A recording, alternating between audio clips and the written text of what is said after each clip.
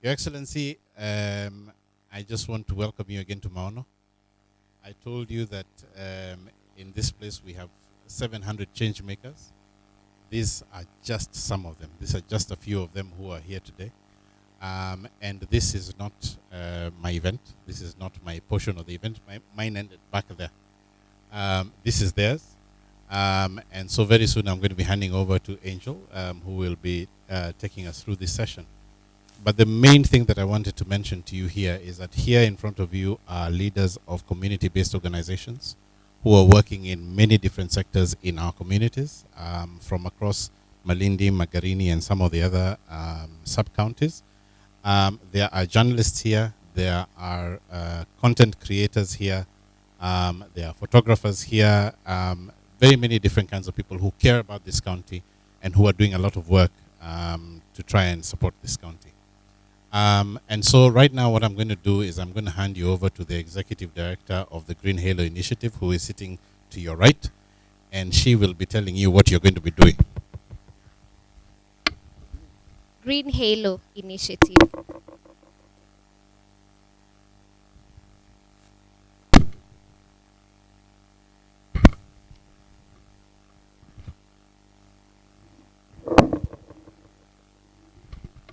Thank you so much, Your Excellency, for accepting the invitation and for having the time to see us.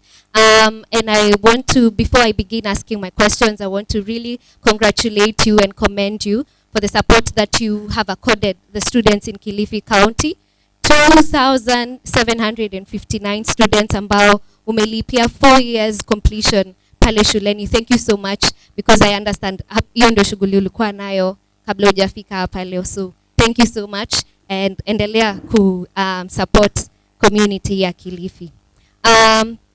Nitauliza maswali kiasi and then I'll open the floor. Wenzangu pia waweze kuuliza maswali machache in respect to the time. We know that you have a tight schedule. Pale ndani you have watched a film ambayo ilireleasiwa juzi inaitwa Jaba film, and I just want to know what your reaction is and what your government is going to do, practically speaking, in terms of the things that you have seen out of Jaba film. Start with that one? Yes, please. Habari zenu tena. Nafikiri wale mnaangalia events zile nafanya, juzi 1 week ago nilikuwa jaribuni, na nafikiri wale walinisikiza vizuri. Nilisema hii county ya Kilifi nitafunga Mugoka, iwe mvua kuwe jua nitaufunga. Na nafurahi kwamba leo nimekuja hapa nikaona vijana, naona nyinyi wenyewe mnataka ifungwe. I'm so happy. I thought vijana ndio wanataka kula Mugoka, but vile niliona pale mpaka mmetengeza sinema, you know, I've thought about Mugoka deeply, and that day I defended a bit Munazi, because I thought if we regulate Munazi, it's not as poisonous as Mugoka, because it's not an illicit brew. We have no problem, I think, as a county, watu kuleta miraa wauze kama ni biashara. Nafikiri imefanywa utafiti, lakini hii county ya Kilifi, nipatieni tu, ni mawakili wangu wanajaribu kumaliza. Nilikuwa nafikiria kama nitoe amri ya executive ama nitunge sheria ya bunge, lakini naona kama bunge itanichelewesha, sababu itachukua masiku mengi. Nataka nione kama nitapata line ya executive order tufunge Mugoka with immediate effect, kwa sababu haisaidii watoto wetu. Mtu akiwa na shilingi 5 anapata, hata nafikiri hata shilingi 2 anapata Mugoka. So you know, si kwamba iko na bei ya kwamba hata mtu hawezi kula. Mtu akiwa na shilingi pia anapewa jani moja. So Mugoka, mimi acha nikwambie, unataka kujua ukweli wangu kabla nifike hapa kwenu. Wale wamenisikiza nikiongea kwa taarifa last week, nimesema Mugoka itafungwa hapa Kilifi County. Njia yote ile tutatumia, ya halali, ya kihalali, sio kwa halali, lakini tutafunga Mugoka. Asante. Asante sana. Pengine pia utatuambia kama kuna time frames ya hizo conversations ambazo zitakuwa zinachangia kufungia hiyo ban. Mnipatie tu, nafikiri leo ni 26. Let's see file because I've given lawyers, najua when you make this announcement, you must be within the law that nobody takes you anywhere. Yeah? So wacha nione, well, let me, if I'm very ambitious, let's agree that I will make an announcement after Easter. Thank you very much. Which way forward? All right. So That means Tuesday next week. Tuesday next week, community members, Changemakers. So there's anxieties among young people, hapa na kuko inje, that governments generally don't take young people seriously. Your Excellency, please clarify for us your own youth philosophy and how you have specifically engaged the young people in leadership in your administration. I don't know if some of those youth for Kilifi are here, those who came to see me. Is there one here? Huh? The youth council, ya Kilifi. They came to, you're one of them. You came to see me. We had agreed on some issues. I don't know how much you have gone with the Department of Gender, but as a governor, I have a youth program, if you have seen even in my CIDP. We have engaged, I think, how many, 500 youth on ICT through Powerland Project. The idea of Powerland Project was to equip youth with ICT skills. I know there are many who are still doing the training. How many have left? We had 500 or 600, but I'm told there's a number of how many have gone full graduation now. 380, I'm informed they're about to graduate. The reason why I came quickly with this program, and I wish, after what I saw today here on businesses in this county, biashara nyingi lakini unajua hazilipi ushuru. So hapo ndani nimekaa leo nimepata maarifa mengi sana. Nimesema tuengage nyinyi vijana tuone vile tutasanya ushuru wetu wote, because I would have gone more faster on my ICT hubs. My idea is to create ICT hubs in every ward. But nimesema kwanza tuwe na hubs za ICT in various areas, because vijana wengi wanataka kujishughulisha kwa mtandao na kitu mingi inahangaisha ni bundles. Ndio maana kitu ya kwanza nilifanya 6 months when I came to office, nilianzisha mtandao wa mazingira pa Kilifi bus stop area na market kwa mama zetu pale Charoamae, Malindi, Butwani. We want to expand more to Mutwapa and all the towns now. Ali hata kama upati mtandao mbali, lakini idea yetu ni kwamba tuingie pia mashinani tuweke mtandao. Tumekuwa na challenge ya the fiber kwa sehemu nyingi, lakini tunajaribu tuone ni vipi tutaweza kusambaza mtandao zaidi kwa vijana. Nikitoka hapa ndio mnaona niko na haraka kidogo, niko na vijana wenzenu. Last year October I started Kilifi Innovation. Was it October? Nikajiunga na wafanyabiashara wakanisaidia. Kila mara unajua mnaona governor tu anaweza toa pesa. Kwa hii county unaweza tafuta pesa kwa assembly upatiwe kizungu mingi mpaka ushangae. Lakini katafuta wafadhili na tukawa na mkutano wa kwanza ambao ulikuwa sponsored na wafanyabiashara tukofanyia pale before mazingira we were at Ripingo Ridge. Then we had a whole week of innovation at Mazingira Park. Hii Mazingira Park ni mahali ya vijana, tunajaribu kuitengeza. Soon tutakuwa na whole complex hapo ya wa talanta. Wanaotega muziki, wanaofanya vitu mingi, na upande wa vijana pia tunajaribu kuona talanta hizo tutazikuza vipi. Hii Kilifi nzima haina hata kiwanja cha mpira kimoja. Ukisikia kiwanja cha mpira ni Karisamaitha, mchanga umefika hapa. Ndio uwanja wa mpira. Hiyo ndio stadium ya watu wa vijana wa Kilifi. So many things, but still nevertheless tumepeleka kijana mmoja sasa Spain. Kuna mwingine sasa namlipia anaenda Uingereza, I think Manchester. Tunajenga sasa hii kiwanja kikubwa Kilifi.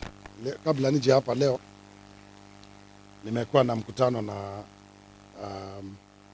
watu wale wa kusikana na mijengo. Sababu ukiangalia kila mtu anajaribu kufanya tu kama biashara. So huyu anakuja anakuambia atajenga kiwanja na miaka 2, huyu anakuambia atajenga kiwanja na miaka 1.5. But we have seen there's a technology, you can build a stadium within 6 months. A FIFA stadium. Na mmeona imefanyika Qatar wakati wa World Cup. That's the direction I'm taking. And if I'm lucky, I will invite you on the 12th of December for the fans function in the new Kilifi FIFA stadium. So on youth, tumejaribu kujiweka kwa si mambo ya michezo peke yake. Tumejaribu pia kuona kwamba ni vipi vijana watashughulika na biashara ya county. But it's very sad, I must say, kwamba hata wale vijana wengi tumewasaidia saa hii wafanye biashara ya county. Ukiita nikisema nipewe hesabu na maofisa wangu anakuambia hawa tuliwapa lakini kazi waliuza. Hawa tuliwapa kazi wameuza. Because I said apart from employment, tuko na nafasi ya biashara ya kijana, mama na mlemavu. Nilipoona kwamba vijana wa Kilifi pesa ndio hawana, nikaenda nikatafuta wafadhili. Nikapata benki ya Equity na benki ya not benki ya KCB na benki ya Rafiki Bank. Tukawekeza pesa pale. Sasa tumewekeza 150 million. The idea is 200 million by the end of May. Out of that we get 1 billion ya kijana wote wa Kilifi, mama ama mlemavu ambaye amepata biashara, achukue pesa kwa wezesha, afanye biashara, arudishe pesa. Kwa hivyo sioni haja upoe kazi ya 3 unaenda kuuza unapewa na mfanyi biashara matajiri 100,000. Hiyo pia ni challenge. Maybe timu yako waanze kukaa na watu wawezesha na pale mtakwama mnione. But tuko na nafasi pia za kazi ambazo zitatokea hivi karibuni ambazo zitahusisha vijana sana. Hasa wale wamefanya mambo ya uguzi. Sasa tuko nazo zile zimetangazwa za mambo ya architect, QS, kazi kama hizo. Mkiangalia the last months tumekuwa tukitangaza kazi sana. Na pia wale wa manual tutakuwa na mradi ambao tutaanza mwezi ujao wa mazingira. Huo utahusisha kila mtu, awe kijana, awe mama, mtu mzima na bado ana nguvu, kama nafasi 2,000. Na mradi mwingine utahusisha vijana peke yake wa kike na kiume ambao mtu ana masonry ama na kazi yote ya mkono anajua. Nataka tutengeze hii mitaa yetu kama hizi town, kama informal sectors, kama Kisumu ndogo, Maweni, je kuna drainage hata kutengezwa iwe na simiti ndio isivunje mchanga, iwe inaweza pita vizuri. We are partnering with Kenya Infrastructure Kenya Informal Sector Infrastructure Program, KISIP, which is under World Bank, partnering with Kenya Kilifi County Government, and we'll be employing hundreds of youth in the next weeks kutengeza hiyo miradi. Kila ward, iwe Gongoni, iwe wapi, everywhere we have an informal sector.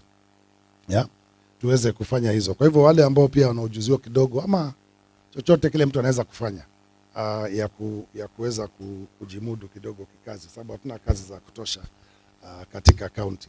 Lakini tunatangaza kazi nyingi. Kwa wale vijana wamesoma na wa encourage sana mjaribu kuapply. If you get any difficulties, mko na ofisi ya agenda pale, mnaweza kwenda kwa ofisi ya agenda, na kama inakuwa difficult sana through your leadership, mkuje through your MCS, mkuje mnione personally, I follow up what has not been being followed. Mtapata kidogo mara nyingine, maybe I've talked too much, I know you want to answer, but mara nyingine pia inakuwa challenge kwa sababu mtu atakuja aseme nimekutafuta governor mwezi moja sikupata. But that's why we have MCAs, we have ward administrators. If anything is so urgent na mnataka inifikie, just go through your leaders. Unless mtu aseme hataki, then go to the other departments in the county, you explain. From here I'm going to meet the youth who attended that innovation, and we have now partnered with Taita Taveta. I'm going to sign. The governor of Taita has arrived in Kilifi since 10 o'clock. Lakini nimesema nikuje hii kwanza, sababu sikutaka kuwaweka na nilikuwa nimeahidi nitakuja. Leo tunaenda kusaini mkataba kwa sababu vijana wetu wa Kilifi na wa Taita wameweza kufumbua mradi wa sodo kupitia mgomba. Yeah? All the leftovers ya mgomba. Ukitoa ndizi ile mnahitaji kama hizi za makuti, zile ndifu za mgomba. We are going to buy a machine as a county. Our youth have innovated kutengeza pads kupitia mgomba. We are signing an MOU with Taita. Sasa mnajua si hatuna ndizi nyingi sana. Kwa hivyo tukitaka raw material, inabidi tufanye na Taita tupate hizo mgomba tutengeze sodo za vijana wetu. And you will buy a pad for 5 shillings once we are ready with this program. Yeah? And this is Kilifi youth who have come up with it. So those are the things we're engaging with youth. There are many more. Whatever you have an idea you want to bring forward. I like this idea I've seen today here. And I've told already with the team leader here, Kwamba, we want to partner now. We'll have another meeting soon with the county. We check all the areas where we have advantages. I've seen one example. We can have a call center for pregnant mothers. Instead of them waiting to go to hospital, if they feel unwell and they're in Adu, he can make a phone call at the call center and a medical officer can advise them the next step. Yeah. I'm already working with FAO, Food Agriculture Organization, an AU donor, on call center for Kilifi. I want to bring Kilifi to a level where when you want a service, when you call, you dial the number, you will be advised at the switchboard. And when you call that one, you can be answered. You don't have to pay your bus fare to go to the headquarters. And you have seen it's working with the emergency. Wangapi wamejaribu wa emergency number? Hakuna? Ama muijui? Do you know the 1535? Eh? Have you tried it? It's working or it's not working? Yeah. So, and it has made a bit life easier. We have employed 29 youth in that, it's called Paramedic Center.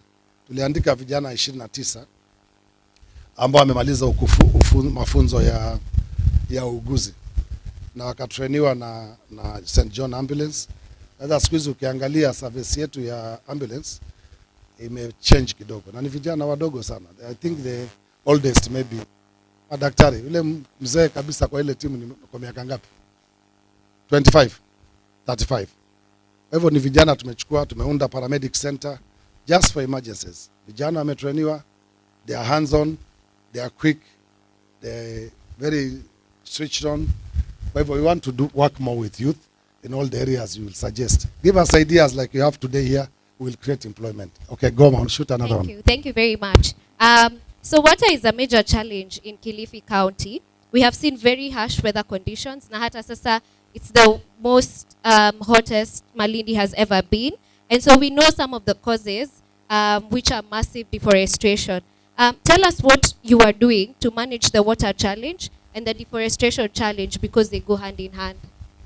Asante. Mambo ya maji, ukiangalia agenda yangu kubwa, those who have been watching me since I came to office, I move around health, water, education. Sijaanza kugusa hata mambo mengine agriculture. But agriculture, you see, also needs water. So I have an elaborate program on water. Before I came here today, I had an informal cabinet meeting. And we'll have a cabinet tomorrow to approve all the things we want. And you will see all my projects I put range between health, water, and a bit of infrastructure in the towns. Like we are starting a project in Kibokoni to pave roads. We are doing in Muyeye to do drainage water. We are doing 42 kilometers of new water piping between Malindi Town Ward and Shela Ward. You will see in Gongoni, we'll be doing all the town, Gongoni, Mamburui. Malindi Town, you have seen there's a lot of digging the last month. Still one time, people called me saying, what wanavunjika miguu, we came and did it. Gari moja hata lingia kwa maji during El Nino. Hiyo mitaro mnaona yote ni ya maji. We are waiting the completion of the Baricho Kakuyuni water project. We should be ready in the next 4 weeks or 1 month, 1.5 months, but they said 4 weeks. Once it's ready and the new water is opened, we have already prepared ourselves Malindi side. Kilifi is the same going on. Mutwapa the same. Yeah? Just to change all the old water pipes so that when we get the new pressure, we can sustain the water and bring it closer to the people.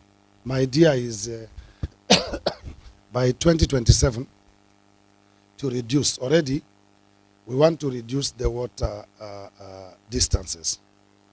Kama hatuwezi fikisha maji kila mlango, but in the next 3-4 years, we want to reduce the water distance to 3 kilometers if it's very long. Kuna watu bado wanaenda kilomita 20 kutafuta maji. Yeah? But we have put a very big program on water. You will see we are also doing a new project in a place called Mutepeni, a 5 million liter water plant. Weka maji yo Kambe, Ribe, the whole Chonyi area. We are doing another one in Boni in Rabai, 2.5 million liter, doing that part. We are doing here in Mlima Aseti, but it will move now to Sali Primary School. That's what I was dealing today. We are trying to bring one big tank at Mwangea, if we can, to do water for Ganze, and another one in Galana for Magarini. These are the investment we are doing on water. We are also trying to do our own infrastructure because the biggest problem we are getting with water, maji yanatoka Malindi, lakini Mombasa wanapata maji haraka kushinda watu wa Kilifi wenyewe. When I talked to the national government, they said, no, kama unataka, jenga infrastructure yako. I had a meeting with all the MPs for Kilifi County, Senator, Women Rep, MCAs, 2-3 weeks ago in Diani, with new investors who want to invest on our own infrastructure as a county. Tuweke pipe zetu za maji kila mahali, tusiwe deni na mtu. Sio kila mara tunaambiwa na serikali kuu, sababu nilipomwambia rais kwa summit alisema lazima ulipe. Sasa wengine tunakatiwa maji kwa sababu Mombasa hawajalipa bili ya stima. Maji ni yetu Malindi, sisi tumelipa, lakini maji yanakatwa Baricho kwa sababu mmoja hajalipa.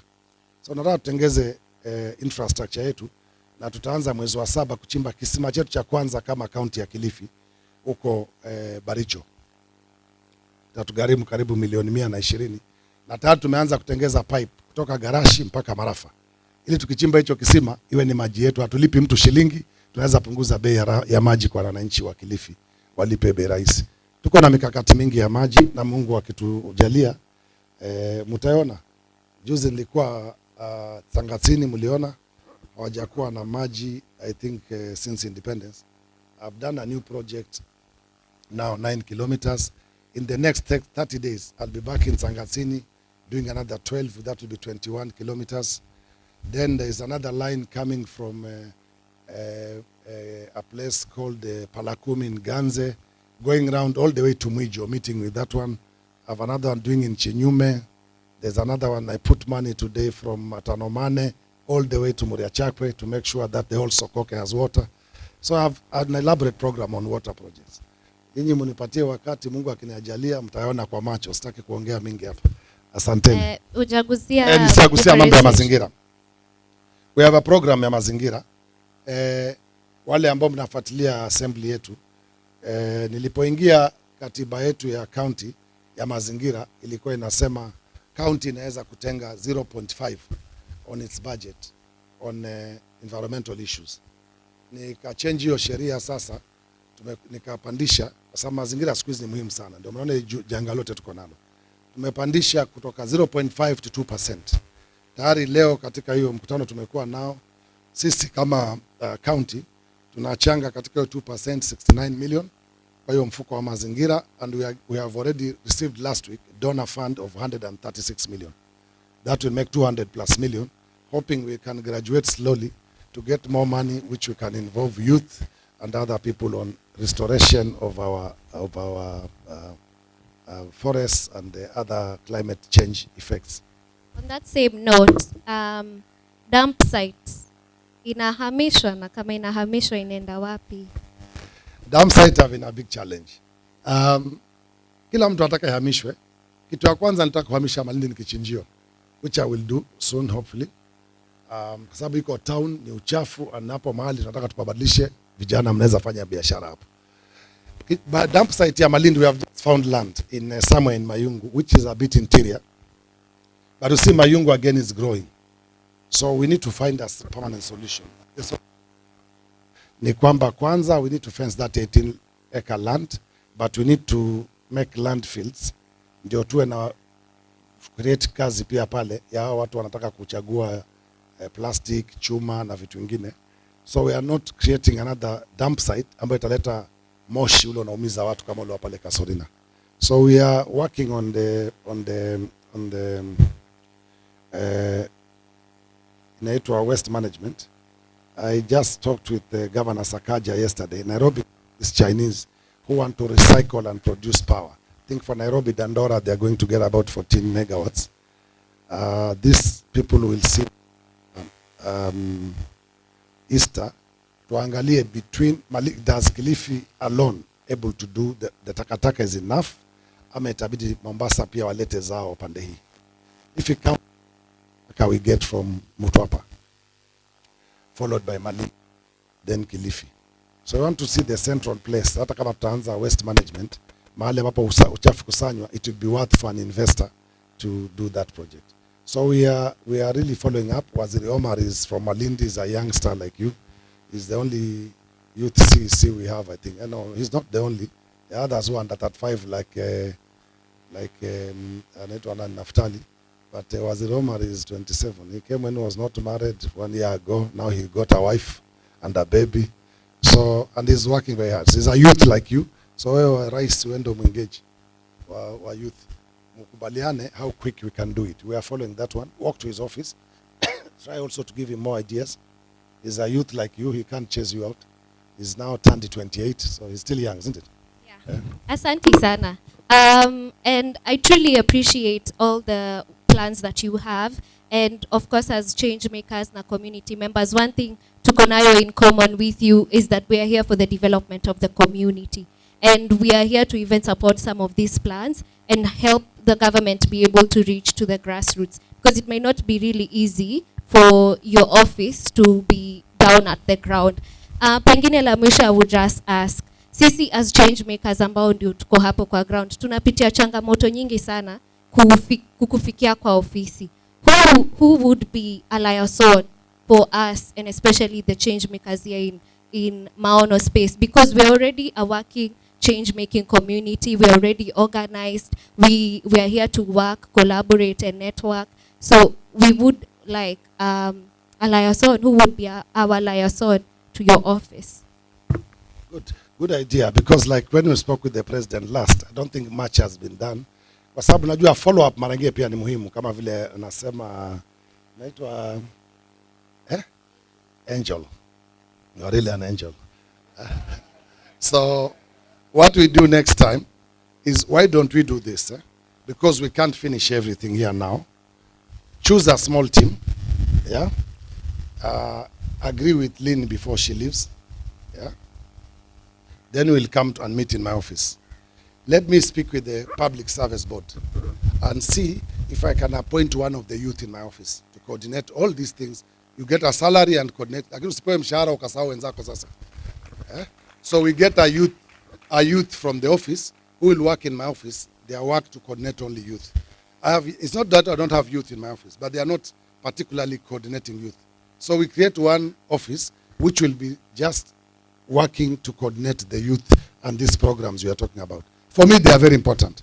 What I've seen today there, kama tunaweza kuifanya mashinani, mimi kazi yangu ni kukaa tu nipige firimbi kama ile ya baba mnipigie kura, ndio? Because we will have some youth already telling the other youth what we are able to do mashinani. Because as much as the office is trying, but to reach the masses, you need a big force. And you are here. And we can do through other projects where you can be facilitators to reach mashinani, kuengage wananchi mashinani na kuambia tuna kitu gani inafanywa na gani iko barabarani inakuja. Is that clear? Can we agree that? Lynn, can you agree how many youth we can meet even immediately after Easter, if Wednesday or Thursday next? We come and now agree on all the things mnafuatilia ambazo pengine mnaona zimeachiliwa hazifuatiliwi. Then as I've said, then we get one youth absorbed in the government in my office who will be coordinating all the project for the youth. Asanteni. Sinema part nimecreate kazi moja. Then we can create more, but at least one in my office. Sasa hii story yako ya tunakufikiaje, mtauliza ule mmeleta hapo. Mimi nataka kukufikia. Asante sana. Pengine tukimaliza, as I invite the manager of Maono Space, pengine ape a few people waulize maswali yao kutoka kule. Yes, kama mawili. Other youth will kill me. Ni mawili tu. Najua your youth are not patient. Watatambia ulisema saa 7. Ni mawili tu, lakini as he passes the microphone. It's okay. Akipitisha, lakini kimaliza tu mtanruhusu.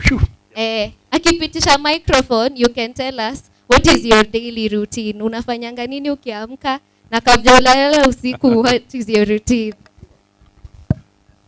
Wale tunataka kukua pia, my excellency governor. Chris akipitisha microphone. I don't do very much. Sometimes I sleep very late. I go through mtandao but I never answer, I never notice. Naitwa binti kiziwi, sioni, sisiki. So, but what I do, I try nowadays. When I came new in office, I never used to give me even myself even a minute. Kila saa ilikuwa kazi. But what I do, I swim every day, morning at 6. And before I go to bed, I do every half an hour I get in the evening. Before dinner, I swim also. Amazing, amazing. Asante sana. Hata asubuhi nimeogelea. Thank you so much. Chris, over to you. Thanks, Angel. Ile ingine ya usiku wa manane, hiyo nitatuma first lady. Sawa, Your Excellency, thank you very much for finding the time to come here. My name is Chris. I am the manager of this space. Thank you so much, Angel, for wonderful work. This group of change makers have always wished to have a round table like this one with you. And let me appreciate you. Let me appreciate the chiefs for ensuring that it has happened. Let me appreciate our sub-county administrator because he has been very supporting to us. And najua uko na mbio, lakini ukitoka kama hawajauliza angalau swali moja, nitapigwa. So nataka actually let the small team come and see me. Yeah. But after that they can plan with me. If you want one day, half a day with all of you, I don't mind. Perfect. Hata lunch mtanunuliwa na county. Thank you. Haya, nataka swali mbili tu. Yes, utatuambia jina. Oh, kuna mic, cool. Asante manager maono, mstahiki governor, Mheshimiwa Gideon Mung'aro, governor wangu mpenzi. Karibu sana maono. Kwa majina naitwa Idris Malim, founder Okoa Mazingira CBO. Tunadini na kupanda miti, moso hatupandi miti. Tunabadilisha culture ya kupanda miti. Tunatembea mashule tukihimiza wanafunzi waingie katika misingi ya kupanda miti. Kwa sababu Kenya kumekuwa na culture ya kupanda miti ya kupiga picha. Watu wanaonekana wanapiga picha, baada ya hapo haifuatilizi. So hatutaki kupanda, tunataka kubadilisha tabia ya kupanda. Hiyo ndio kazi yetu tunafanya, Mr. Governor. Mr. Governor, asante sana kwa wakati wako leo. Nimeshukuru ujio wako hapa. Mimi nililetwa hapa maono 2022 after election na ndugu yangu Chris. Akiniambia kuna masuala vijana, mambo mengi yanafanyika hapo. Nilikaribishwa kwa program moja inaitwa Mnato Sato. Wale vijana waimbaji wenye kuact, wale vijana wa mashairi wa kila kitu waletwa hapa, wanapewa platform, wanapatiwa audience, wanafanya mambo zao, wenye kufurahia wanafurahia na vijana wanapata platform. Baada ya hapo akaniengage vitu vingi sana. Na baada kukaa kwa muda, Mheshimiwa Governor, kuna vitu vingi kama maono tunaweza kaa chini pamoja, kwa sababu sasa mimi pia ni member. Out of the 700 I'm among them as the founder of Okoa Mazingira. Tunaweza fanya kama serikali na wananchi kwa ujumla. Back in December last year tulifanya mapping ya mashule zote na hospitali zote kama kazi ya maono space. Na tukaenda ground. Unfortunately mvua ikanyesha, barabara zikakatika. Tukakwama, tukabaki huko kwingine tukabeba mapikipiki badala tubebe sisi. So after some time tukadeliver, lakini ina changamoto mingi sana bwana governor. Baada ya mapping hiyo, tukakuja kufanya mapping ya serikali ya county ya watu wa biashara through your chief. I want to congratulate you. Baada ya kurudi ground, ile last time kulipokuwa kunanyesha, sasa hii kuna mahali barabara marafu wameweka kabro, wengine mara mingi imefanywa. Kule kwingine tuliomba maji ya kunywa ilikuwa hakuna, sasa tukapata maji tukakunywa. So kuna vitu tunawezaona kwa ground, tuna feel. Wajua watu wa kuishi town hawaoni changamoto ya uongozi kushinda sisi wa mashinani. Kwa sababu mimi nilikuwa nikinunua maji mtungi 20, sasa nikinunua shilingi 2, I can feel ule uongozi wako na devolution kile wanafanya. La mwisho bwana governor, kuna sehemu nyingi tunaweza partner kufanya kazi na wewe. Kwa mfano, pahali ya ICT tuko na vijana wa data interns wanafanya kazi. Tunaweza kufanyia kazi ya haraka, upate majibu na vijana wawezeshwe. Kwa mfano, mahali ya culture, tuko na watu wa culture hapa, vijana hadi wazee, na hata tunavyoongea sasa hii next month or rather next month but one May, tuko na program ya culture hapa, cultural day. Theme ikiwa ni wanaita peace building na public participation or rather na security. So tungehitaji vitu vitatu kutoka kwako bwana governor. Number 1, tuwe na wewe hapa, tushinde na wewe siku hiyo. Number 2, tuwe na timu yako ya culture hapa. Number 3, tuwe pamoja. Na hiyo conversation inaendelea. Tuliongea na waziri Dama, tukafikiana kwamba tutafanya hiyo kitu pamoja hata before ukuje. Ni vile tu tumekataa kuenda kwa sababu governor anakuja hapa, tutaona baba wa familia kabla kuona mtumwa wake wa kazini. La mwisho, last but not least bwana governor. Basi iwe last ya ukweli. Last ya ukweli. hawa vijana wanafaa kuwezeshwa. Tunashukuru Al, tunashukuru Chris kwa kutupatia opportunity. Iko nafasi ya county kuja na kufanya cooperation na kina Al. Itakuwa na faida tatu. Faida ya kwanza, vijana watakuwa empowered. Faida ya pili, county itakuwa covered. Faida ya tatu, ile kazi ambayo ungefanya ofisini polepole itafanyika haraka. I believe in you. Kwa sababu kitu vile unasema utafanya vinafanyika. And I believe ukitoka hapa utapromise kwamba number 1, culture itakuwa catered for na najua utafanya. Number 2, vijana watakuwa engaged na najua utafanya. Number 3, ile siku utakuja hapa kaina sisi tukiondoka hapa, si nafasi moja peke yake itapatikana. Nafasi mingi kwa sababu hawa wamejitolea kufanya kazi kabla hata ya kutumwa. Na wewe kama baba yetu naamini unaweza kufanya hiyo. Kwa hayo mengi au machache, Mungu akubariki sana. Thank you so much. Nita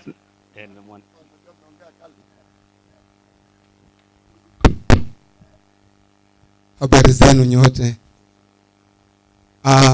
Nataka kuchukua nafasi hii kumshukuru Mungu kwa kupata hii nafasi.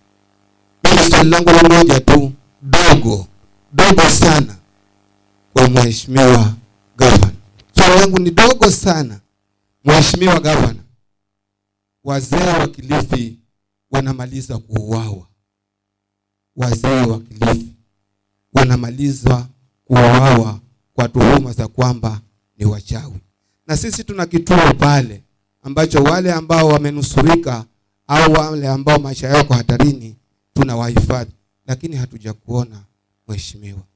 Je, una mpango gani na serikali yako kuwatembelea kuwaona wale ambao wananusuria maisha yao? Sisi tuko nao. Una mpango gani serikali yako? Vijyo tu. Asante sana. Tumpigie makofi. Swali ameuliza vizuri, si ndio? Direct to the point. Is there a lady?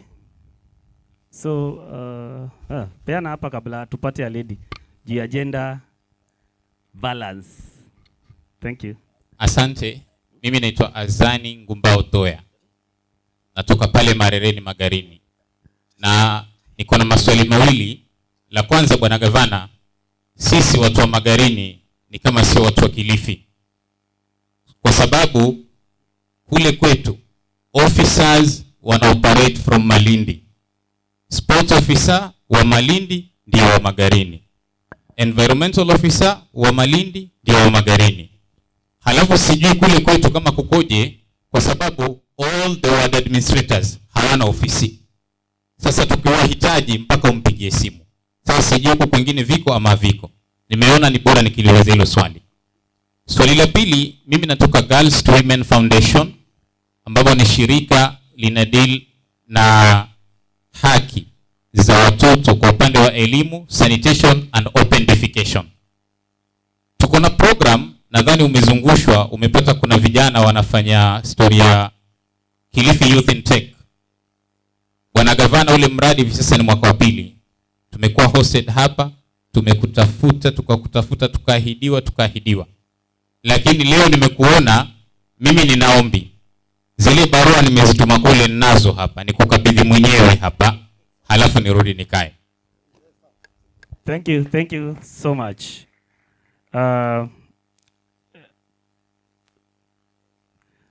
Tumpige makofi akikabidhi. Thank you.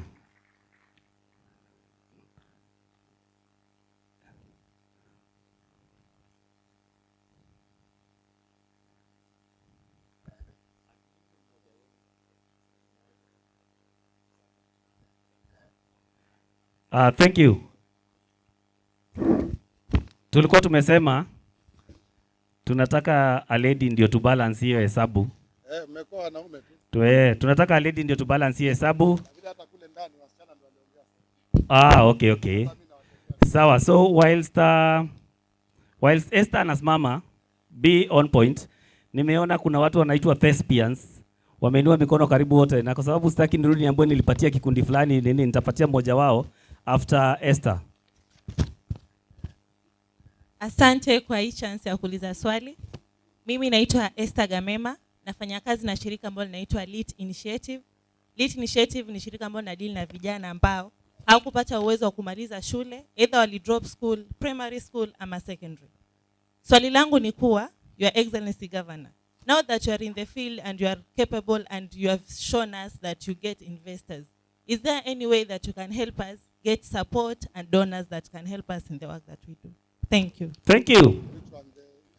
With the LEAT initiative. LEAT initiative. Promoting functional literacy. Thank you so much. Baker atakuwa wa mwisho kwa saa hii. Nimeshukuru kwa sababu governor amesema hata tukimtaka a half day atakuja. So tutakubali after hilo swali tumruhusu aweze kujibu ndio aweze pia kufikia hao wengine ambao wanamhitaji. Twende nalo. Asante, naitwa Justin Baraka na nataka niende direct ndio nisikawie. Mheshimiwa akisema kuna wana talanta upande wa mpira shapeleka nje, kuna mmoja ameenda Spain na kuna mwingine anampeleka Manchester United England. Okay, sisi ni wana talanta hapa, na nikiangalia hivi ni kama juzi na kitambo nikiangalia vitu vinaangaziwa ni football. Hadi sasa hivi mheshimiwa ameongelea kuhusu stadium. So vitu vingi sana zetu ambazo tunafanya ni kama hazijaangaziwa sana. Sasa sisi ambao tunafanya hapa tunafanya acting, we are dancing, tunafanya hizo vitu. So kila tukiona nje, hata juzi sasa hii tumeangalia Governor Cup soccer. So tunahitaji sisi hapa Maono free space tunafanya hizo vitu tunafanya, tunatamani pia sisi tuone ni governor ameorganize hapa Maono, na pia wewe mwenyewe umekuja umetuangalia, nimepanda stage naangaliwa na governor wangu, anaangaliwa na waziri wa Kilifi County tofauti vitu kama hivyo. So sijui upande wako utatusaidia vipi, but tumeomba sana utuangalie katika masuala haya. Thank you so much. Support for performing artists. Your Excellency, you can now respond. Yeah, thank you. Responding kwa nimekaa ndio haina shida. Mugoka tulijibu, CBOs nimeona Idris ameongea, na shukuru. Yeye amekuwa mashinani, kwa hivyo akiongea huwa anajua anaongea nini. Maneno ya barabara najua tumekuwa na shida wakati wa El Nino. Mvua inakuja tena. Tunataka tutoe mambo ya barabara kutoka kwa wakandarasi, tutengeze wenyewe kama county. Tutumie vijana wetu wale wana ujuzi wa kupeleka matinga na nini. Jana nilipokea tinga 2 mpya za kutengeza barabara. Mwezi wa 7 nitanunua zingine 2 malori yetu. Tutengeze barabara wenyewe. Nimeona tukitengeza barabara moja ya Magarini ikitugharimu milioni 10, tukiwa na matinga yetu ya kulima barabara, milioni hiyo 10 inaweza kutengezea kilomita 20 ya barabara. Kwa hivyo tunataka kuchange mtindo, tutoke kwa hiyo. Mambo ya culture mtatuambia, nafikiri mtakubaliana, nitampotupia tena Lin na wako hapa na Lerin wa mcoordinate na waziri Dama, tukubaliane vile tutafanya. But kwa sababu naongea na vijana, there's something I'm planning for this December, because tumesema lazima katika manifesto yangu ni kurevive utalii. Nimeongea na vijana wa talanta, na nafurahi kwamba nani anaitwaje Baraka ameongea kuhusu talanta. Si mpira peke yake, kuna talanta nyingi. Mwaka huu nikipatana na hii timu ya vijana kuja kuniona, tutakubaliana. Nataka kupata vijana ambao wanaweza kupaa na maono. Mimi nawapatia tu ile hadithi kile nataka kufanya mwaka huu. Wale wana maono wafikirie around, mwambie mwalimu ama ile timu itakuja kuniona, niwaweke kwa hiyo kamati. There's something I want to do this year inaitwa Kenya Goes to Kilifi. Nataka December hii Mkenya yote pahali yuko akili yake atakuja Kilifi County kuspend Christmas na New Year. Tunataka tufanye show ya hao vijana wa talanta wenye muziki nini, tuanzie Mtwapa. Tufunge hiyo Mtwapa left kama unaenda Mombasa yote mpaka baharini. Ikuwe mahali ya wanauza chakula, wanaocheza ngoma, wanaofanya nini. Tukitoka hapo tukuje Kilifi Town. Toka Kilifi Town tuingie Watamu. Climax itakuwa Butwani Malindi 31st of December. The theme is Kilifi, Kenya Goes to Kilifi. I've already managed to bring 3 sponsors, Safaricom, EBL, Absa Bank, and I'm looking for more investors to make it like ukikuwa Kenya this December you think Kilifi. But I want a team ambao nimesikia kule ndani mnaita wale mnaita nini? Content creators. Watu wakuje na ideas ya hiyo kitu nimesema, because I want by July this year, ikichelewa iwe kila siku ukifungua TV ama radio inakukumbusha kwamba Kenya Goes to Kilifi in December. Nakubaliana? so that we can revive our tourism. Tupate mwaka huu kila mtu afikirie Kilifi, tuanze kufufua Kilifi yetu. Hilo nimewapa vijana mfikirie. Najua mimi naweza kusahau usiku, nyinyi hamwezi sahau, nyinyi bado ni watoto wadogo. Sio watoto lakini vijana. Bado mnaweza kufikiria haraka haraka. Uwaji wa wazee na niu tunajua. Juzi tumeshika watu huko Kaloleni. Sio kama habari mshaipata. Tumegundua pia wazee wengi wetu wanauawa. Tumelaumu sana vijana wetu. Vijana wetu pia wanahusika wengi. Lakini tumegundua sasa mtindo mpya ni kwamba watu wanatoka nje wanaenda kukodishwa huko aidha na familia ama na watu wengine. Wanakuja huwa watu Kilifi wanarudi kwao. Juzi tulishika watu 2 kutoka Taita na mmoja kutoka Kinango. Wamekuja huwa watu Kaloleni na wakarudi kwao. Sasa wameshikwa wako seli. Kwa hivyo mchunge pia. Maana mara nyingi tuwalaumu tu vijana wetu. Najua pia vijana wetu wengine wanahusika. Wale ambao wamehusika hataki kuwasema, sitaki kuwa clear, lakini mjue pia kuna watu wanatoka nje. Maybe wanatumiwa na watu majirani kwenda kukodishwa kuja kuua wazee wetu. Lakini pale umesema nitavisit, hii hapa ndio sija visit. Najua ya mlima wa ndege. Juzi kulipokuwa na Elino kulikuwa na shida, natumai mliambiwa vile niliwasaidia kuhakikisha wale wazee hawahudhuriki pale. Lakini Mungu akipenda hii hapa pia, najua nimeongea na senior council Marandu. Ulikuwa pia mnataka sijui fence. Kwa hivyo mvisit ofisi ya Dr. Dama, waziri wa jinsia. Alafu nitamueleza mpange naye kile ambacho kinahitajika tuweze kuwasaidia. Azani ameongea kuhusu mazingira, nafikiri mazingira. Nataka pia mjue kwamba ile kitu tunataka tufanye sasa kwa mazingira, katika hii pesa ambayo tunajaribu kuweka ya miti na nini, tuko na mradi moja tunafanya na Waziri Omar. Nimesema mkija pia mtamuengage kwa hiyo environment. Tuna target pia mashule. Tumeanza kule Ganze sehemu kubwa, na tumesema tunataka wakati tunarudisha mazingira yetu, tu target pia watu wapate pesa. So we call it tree for money. Yaani tukipanda tupande miti ambayo tunaweka ni mazingira lakini pia inatuletea pesa. Kwa hivyo miti yetu pande kama miembe, minazi, inaitwaje, miti ya matunda, michungwa. So tunaweka mazingira lakini at the same time tuna invest kupata pesa. Na utaona kuna shule kadhaa Sokoke zimepanda mikanju, sasa zinauza kwa ile mtambo uko pale Kakanjuni. Kwa hivyo pia hiyo ni moja. Tutaona tukianza hii mradi tuone ni vijana ngapi tuta involve mambo ya floka, hii environment restoration ile Angel ameuliza hapa. Ya vijana wa acting na dancing, hata hiyo mahali tunatengeza hiyo mpya haitakuwa tu ya, ndio maana unaona tunajenga ya football lakini tunajenga ile Talanta Center. Talanta Center ya Kilifi itakuwa ikifanya vitu mingi. Wanamuziki, acrobats, kutakuwa na holi hapo kwenye kurekodi muziki, hata band practice.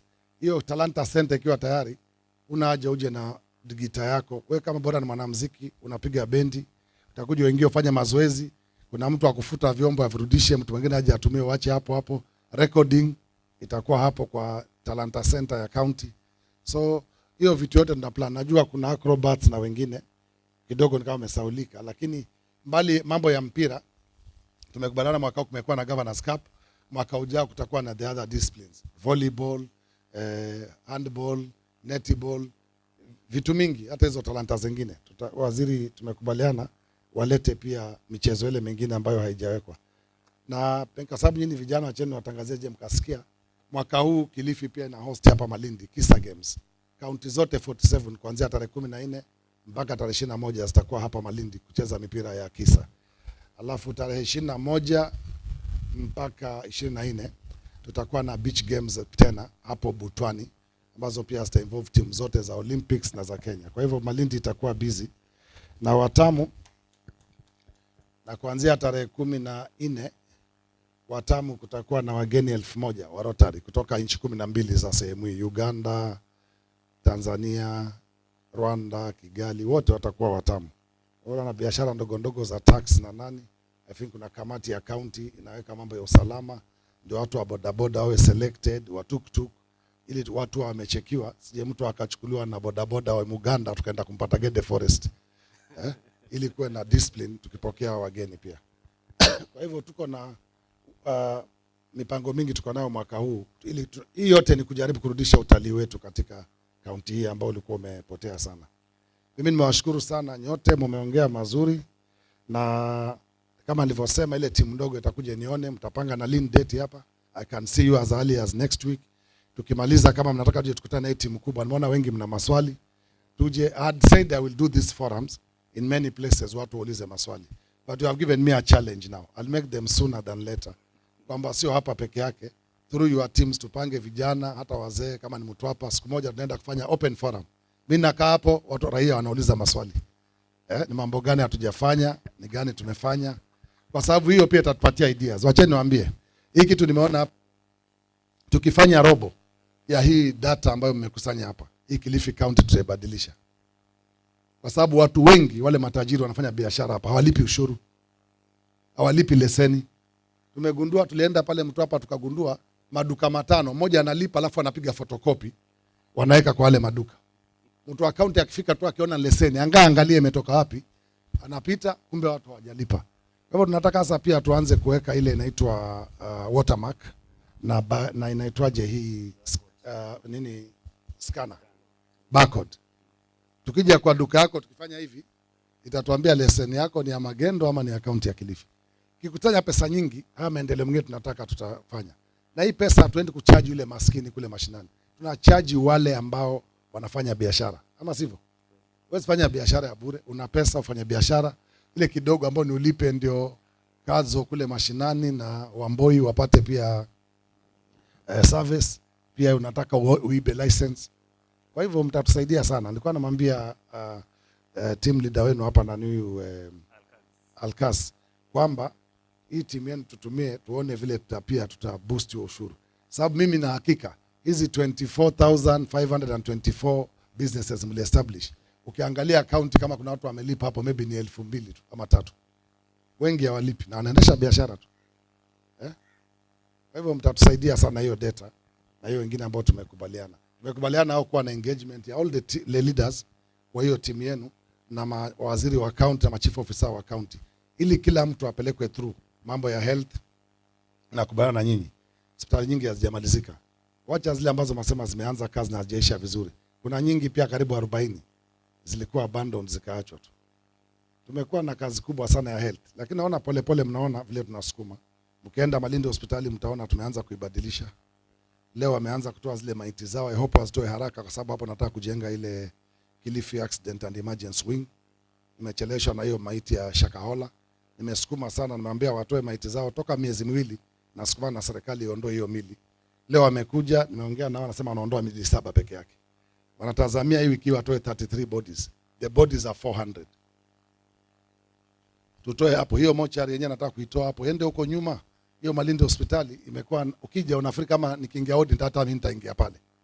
So nataka hiyo funeral home ende huko nyuma. Wakati ukifa usione iko hapo. Sasa ukiingia hospitali tu unajua nikitoka hapa naingia pale. And we want to do a decent funeral home. But the accident wing will be something amazing. Hata madaktari tunawajengea doctors plaza huko juu. Maneno ya mtu kila mara akimaliza kuangalia ward ameenda traffic, sio ameenda wapi. Wewe ukimaliza kuenda round ward, panda kwa room yako kae huko, maana mimi nitapiga round. Kama daktari huko utaenda nyumbani. Si niwaambie hivyo wakati wa kampeni. Sasa nafasi ndio ilikuwa sija hapa, sasa inawajengea polepole. Kilifi already finalizing a launch for doctors at Kilifi Hospital. It's about to finish. Dr. Nanyu atawaambia we are building them a beautiful lounge. Iko na TV, iko na AC, iko na kahawa na kila. Wewe maangalia wagonjwa, rudi kwa room hapo, rudi kwa ward time ikifika. Sio kutoka hapo uende traffic sio wapi. La mshahara kwa Tumani, kazi kwa Ali, hapana. Hiyo itaisha. Tutakubaliana kila pale unafanya kazi ndio unalipwa, si ndio? Asanteni. Mimi nawashukuru. Tutapata time nyingine tumekubaliana, si ndio? Yes. Tuje tuongee. Sasa hata siwezi wanunulia lunch, mko na lunch tayari. Lakini nitapatia team leader 100,000 na wapatie tiketi. Thank you. Iko wapi? Who is the team leader? Oh, ni nani huyu wa hiki kikundi?